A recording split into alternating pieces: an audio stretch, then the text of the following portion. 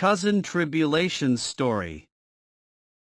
I want to tell you about a New Year's breakfast which I had when I was a little girl. What do you think it was? A slice of dry bread and an apple.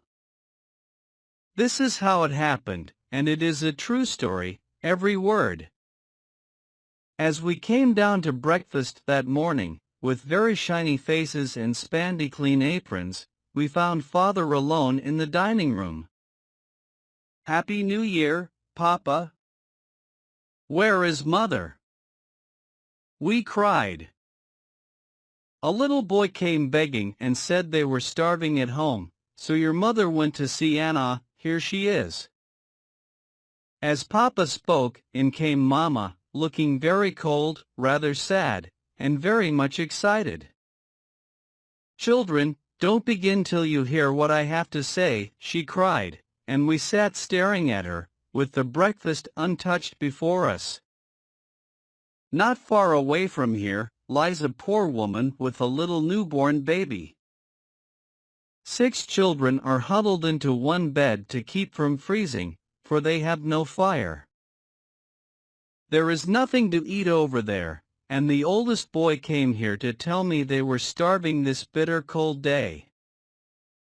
"My little girls, will you give them your breakfast, as a New Year's gift?"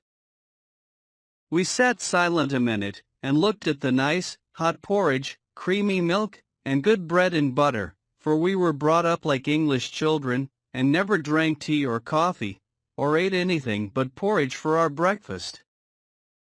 I wish we'd eaten it up, thought I, for I was rather a selfish child, and very hungry. "I'm so glad you come before we began," said Nan, cheerfully. "May I go and help carry it to the poor, little children?" asked Beth, who had the tenderest heart that ever beat under a pinafore. "I can carry the lassie pot," said little May, proudly giving the thing she loved best. "And I shall take all the porridge," I burst in, heartily ashamed of my first feeling. "You shall put on your things and help me, and when we come back, we'll get something to eat," said Mother, beginning to pile the bread and butter into a big basket. We were soon ready, and the procession set out. First, Papa, with a basket of wood on one arm and coal on the other, Mama next, with a bundle of warm things in the teapot, Nan and I carried a pail of hot porridge between us, and each a pitcher of milk. Beth brought some cold meat, made the lassie pot, and her old hood and boots, and Betsy, the girl, brought up the rear with a bag of potatoes and some meal.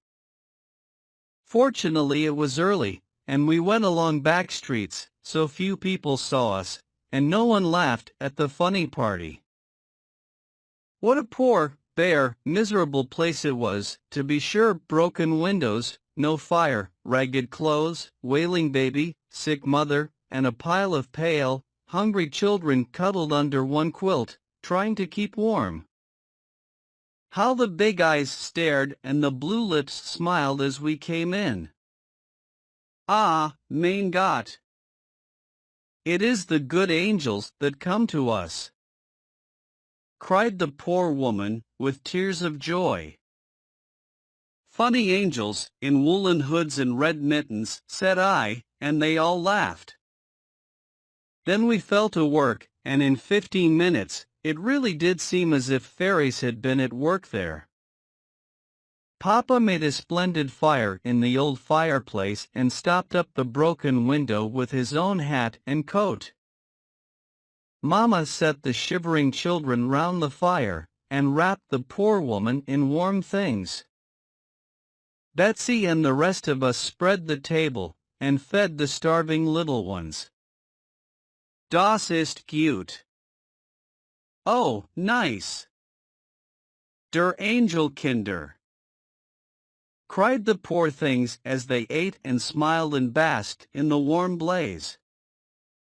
We had never been called angel children before, and we thought it very charming, especially I who had often been told I was a regular Sancho. What fun it was! Papa, with a towel for an apron, fed the smallest child. Mama dressed the poor little newborn baby as tenderly as if it had been her own. Betsy gave the mother gruel and tea, and comforted her with assurance of better days for all. Nan, Lou, Beth, and May flew about among the 7 children, talking and laughing and trying to understand their funny, broken English. It was a very happy breakfast, though we didn't get any of it, and when we came away, leaving them all so comfortable, and promising to bring clothes and food by and by, I think there were not in all the hungry little girls who gave away their breakfast, and contented themselves with a bit of bread and an apple of New Year's Day.